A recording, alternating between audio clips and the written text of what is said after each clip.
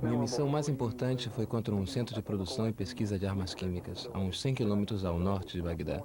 Tínhamos que evitar os mísseis, e nosso objetivo era difícil de ser localizado. Tínhamos 6 aviões indo para lá, e todos eles lançavam suas bombas no alvo, evitando o perigo. Foi muito importante destruir a ameaça que as armas químicas representavam, e era fundamental eliminar mais uma peça do jogo sujo dos iraquianos. Tudo sobre aviões de combate. O poderio aéreo da US Navy.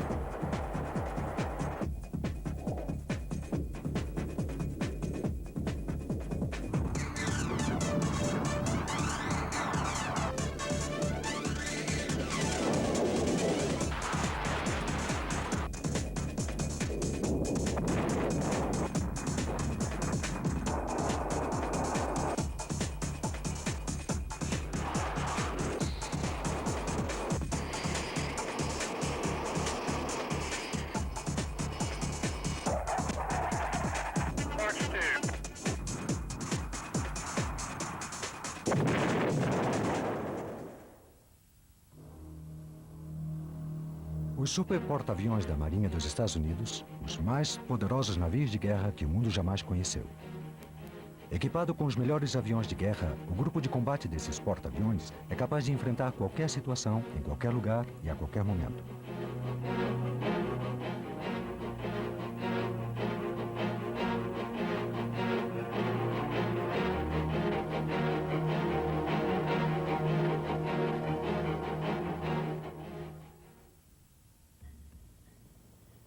Com um peso de 100 mil toneladas, sua pista de voo tem o tamanho de 3 campos de futebol, um porta-aviões é o maior barco de guerra jamais construído. Sua tripulação é composta de 6.500 homens que se dedicam a uma só tarefa: garantir que suas 85 aeronaves estejam sempre prontas para decolar e combater. Os caça-bombardeiro FA-18 Hornet, F-14 Tomcat, o bombardeiro de ataque A-6 Intruder e mais uma variedade de aeronaves de apoio têm cada um uma tarefa distinta. Mas combinados, estes aparelhos podem cumprir quase todos os tipos de missão.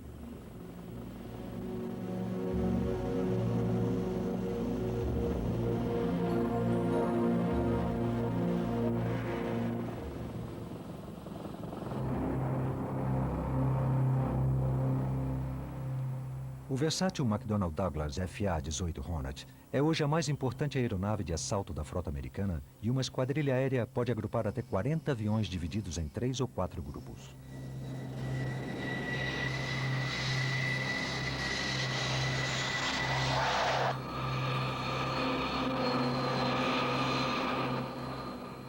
Em ação, na versão Mono Biplace, as missões do Hornet incluem a defesa e o ataque aéreos mais próximos ao porta-aviões, operações de combate, como também realizar ataques em terra e raids antinavios. O Hornet está preparado para efetuar um grande número de missões ofensivas e defensivas, de dia ou de noite. Equipado com controles do tipo fly-by-wire, radares multiuso, sistemas de voo por computador e impulsionado por 2 motores de combustão retardada, cada um com mais de 7 toneladas de empuxo, o Hornet é o preferido dos pilotos da Marinha.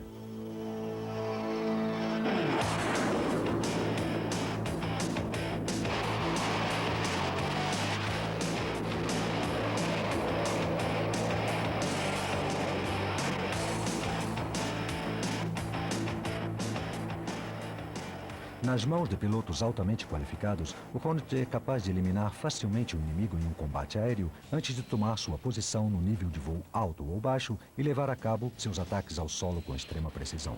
Este é o seu ponto mais forte.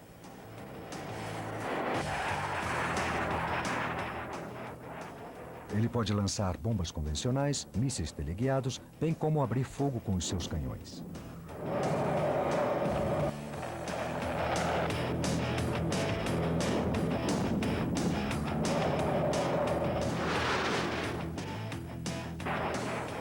O FA-18 pode transportar uma grande variedade de cargas exteriores, incluindo um tanque suplementar de combustível destinado a aumentar o seu raio de ação,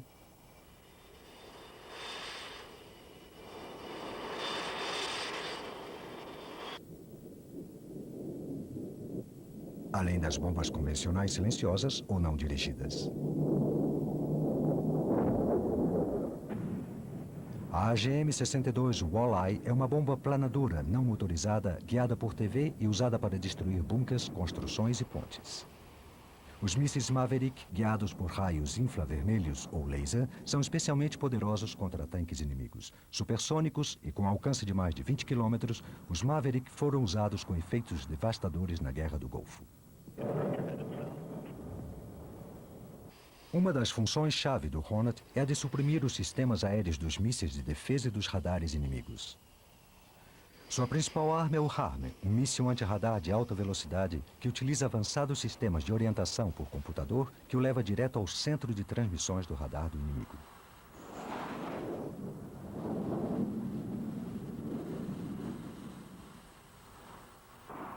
Equipado com uma sensível cabeça de rastreamento para perseguir o reflexo do disparo de um laser quando atinge o alvo, o Hornet pode lançar cargas de alto poder explosivo de grande precisão, chegando a lançar bombas laser de 500 ou 1000 quilos com a margem de erro de centímetros do alvo visado.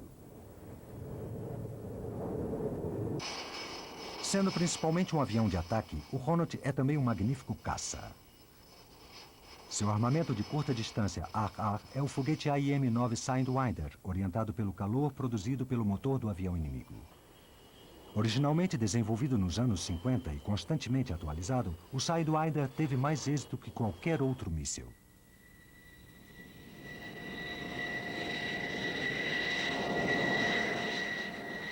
Para os combates de alcance médio, o Hornet está equipado com o AIM-7 Sparrow, guiado por radar com alcance de até 45 km.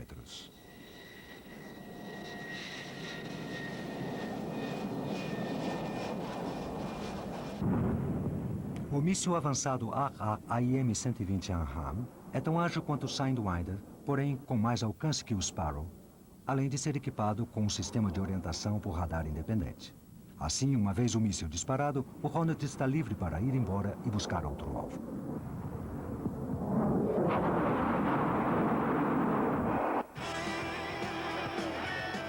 O Hornet foi o primeiro de uma nova geração de jatos de alta tecnologia a entrar em serviço na Marinha Americana.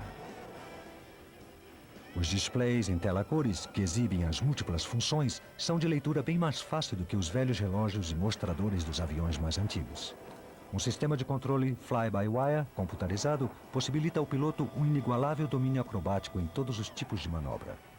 Por sua agilidade, o Hornet é um temido oponente no combate aéreo a curta distância.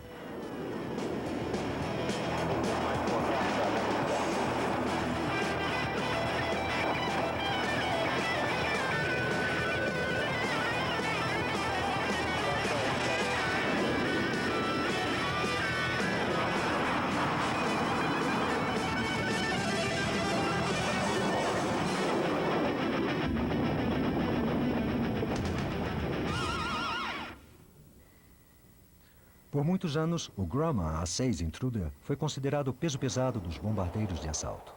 A maioria dos porta-aviões inclui uma esquadrilha de 14 desses aviões precisos e devastadores.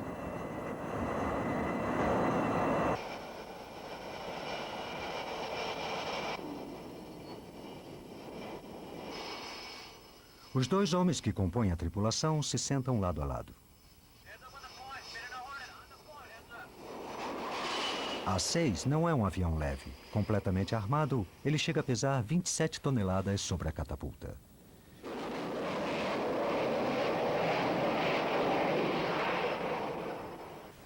Os Intruder foram os primeiros jatos de ataque capazes de voar e combater igualmente bem, seja durante o dia ou à noite. Sua eletrônica avançada indicava que os Intruders eram os únicos que podiam atacar com precisão em quaisquer condições meteorológicas.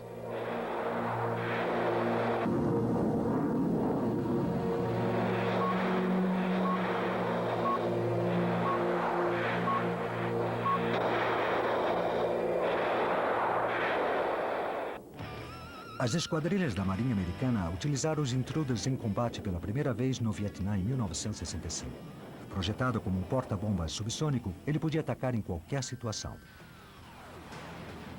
Durante boa parte da guerra, o A-6 foi o único avião militar americano capaz de realizar ataques precisos em alvos vietcongues sob as terríveis condições meteorológicas das monções.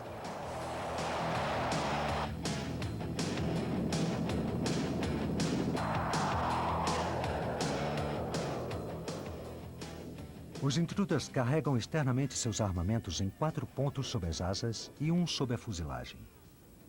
Cada avião pode levar mais de 8 toneladas em bombas, mais do que um Flying Fortress B-17, conhecido bombardeiro da Segunda Guerra Mundial. Os A-6 mais antigos possuíam um sistema de alvos localizados por radar. Enquanto o avião era pilotado, o navegador, sentado à direita, conferia o alvo, apontava e soltava munição.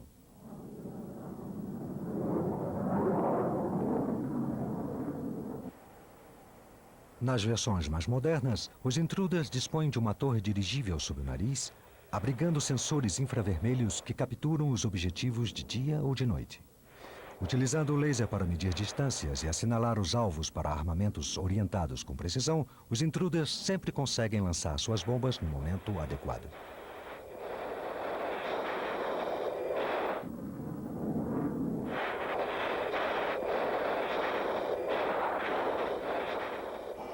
As bombas Paveway dirigidas a laser são as mais poderosas e precisas no arsenal de armamentos convencional de um Intruder.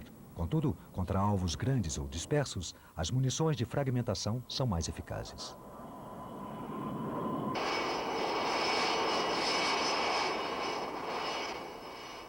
As bombas de fragmentação Hawkeye possuem em geral centenas de granadas de dupla utilização, antipessoal e antiblindagem, mas também podem ser equipadas com uma variedade de explosivos ou submunições químicas ou incendiárias.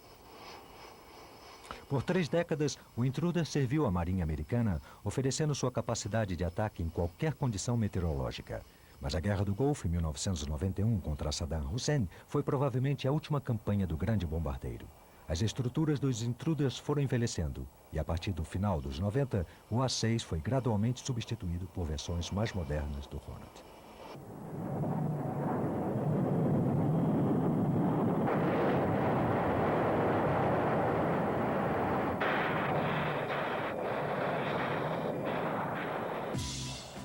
Uma variação do Intruder que ainda perdurará é a EA-6B. Sua tarefa é a de proteger o comando de assalto, interferindo e atacando os radares de defesa inimigos. Identificável pelo seu cockpit para 4 tripulantes, o EA-6B Prowler foi pioneiro na Marinha em guerra eletrônica.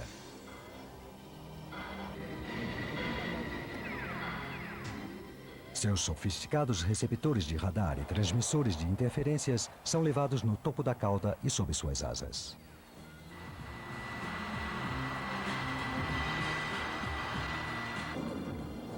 Utilizando avançados equipamentos eletrônicos para identificar os sistemas de defesa aérea inimigos, os Prowlers podem bloquear transmissões hostis, atacar com mísseis HARM ou ainda passar dados de localização a outros aviões.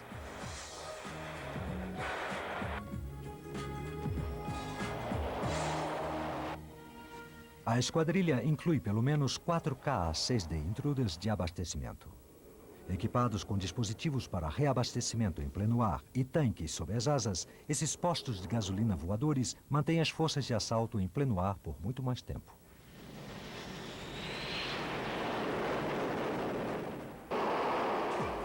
A principal tarefa do Grumman F-14 Tomcat é a defesa da frota. Este grande jato com asas de geometria variável entrou em serviço em meados de 1970 como um simples caça. Recentemente, os Tomcats serviram em funções de ataque limitado.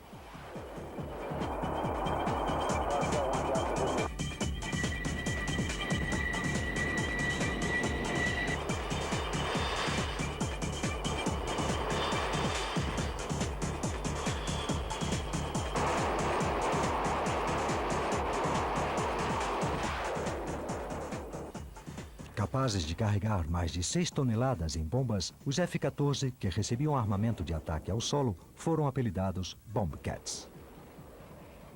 Capazes de detectar e destruir aviões inimigos a centenas de quilômetros do porta-aviões, os Tomcats formam um círculo de defesa do grupo de batalha. Apesar das suas novas tarefas de ar solo, a função básica dos Tomcats continua sendo a de controlar o espaço aéreo. Seu principal armamento é o assombroso míssil AIM-54 Fênix. Com 150 quilômetros de alcance, é o maior, o mais capacitado e o mais caro dos armamentos ar-ar da Marinha. O controle da esquadrilha no ar é responsabilidade do posto de comando voador do Grumman E-2 Hawkeye.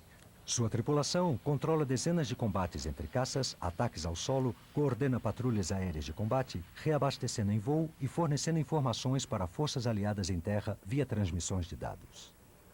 O coração dessa estação de radar voadora é o gigantesco radômetro radar APS-139. O Hawkeye pode monitorar 600 alvos aéreos a distâncias de até 400 quilômetros e detectar emissões de radares inimigos a 800 quilômetros.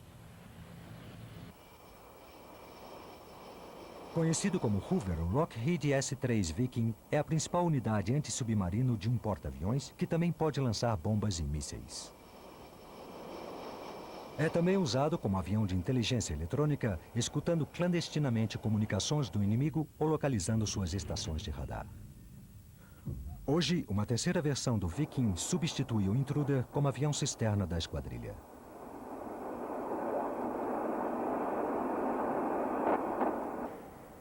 O Vought A-7 Corsair era o principal avião de ataque leve de supressão de defesa da Marinha nos anos 80, quando a chegada do FA-18 assinalou o fim da sua carreira.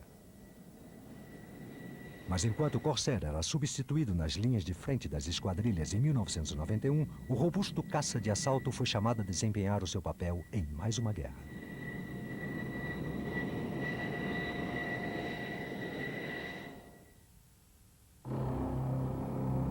No dia 2 de agosto de 1990, o Iraque de Saddam Hussein invadiu o Kuwait. As forças iraquianas ultrapassaram maciçamente as fronteiras e tomaram o Emirado rico em petróleo. A condenação mundial foi instantânea e os Estados Unidos enviaram imediatamente caças F-15 para defender os campos adjacentes de petróleo da Arábia Saudita.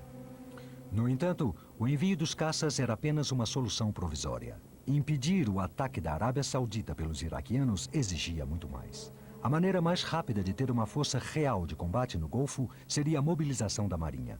Acima de tudo, isso significava o envio de porta-aviões.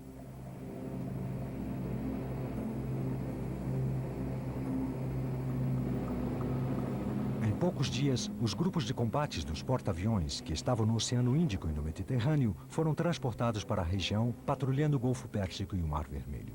Outros grupos de combate foram enviados diretamente dos Estados Unidos para a zona de conflito com igual rapidez. No momento da eclosão da guerra, 6 porta-aviões americanos estavam em posição.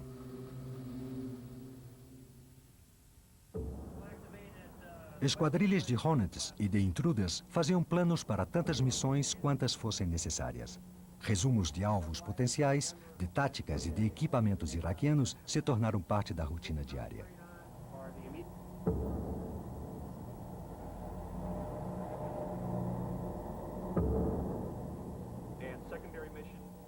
A Esquadrilha de Ataque 34 escalou A-6 Intruders, que faziam parte da Esquadrilha 7 do porta-aviões nuclear Dwight D. Eisenhower. Sua primeira tarefa era deter Saddam Hussein, que tentava tomar os campos petrolíferos sauditas mais importantes do mundo.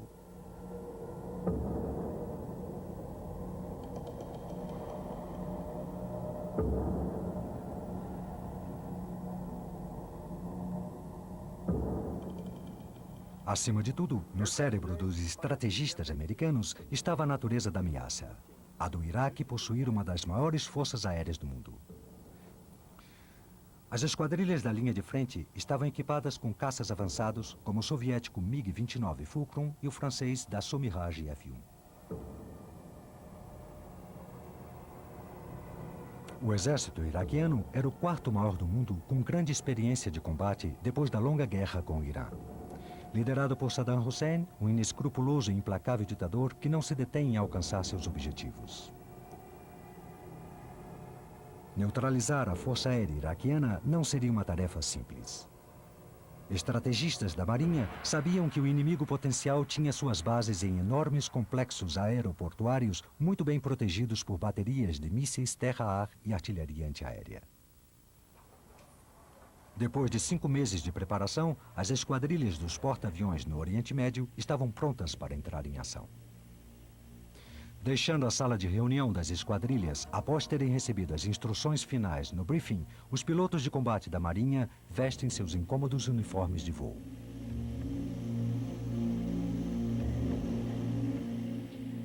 Enquanto os aviadores se preparam para decolar, a equipe de manutenção trabalha 24 horas por dia na coberta cavernosa do hangar, para assegurar, assim, que os aviões estejam prontos para a ação. As aeronaves são içadas dos hangares para a pista por poderosos guindastes situados nos cantos. Temos o cenário de um caos aparente, mas existe ordem nesta frenética atividade.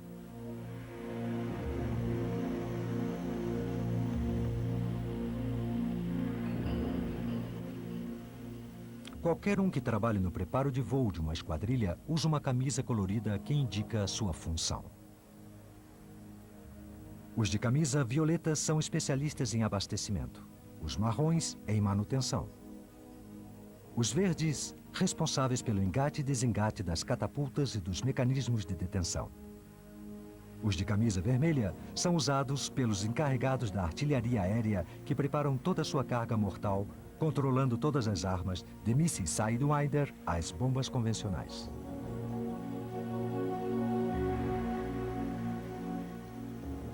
Os pilotos fazem uma revisão final antes de subir ao cockpit e se preparam para a decolagem.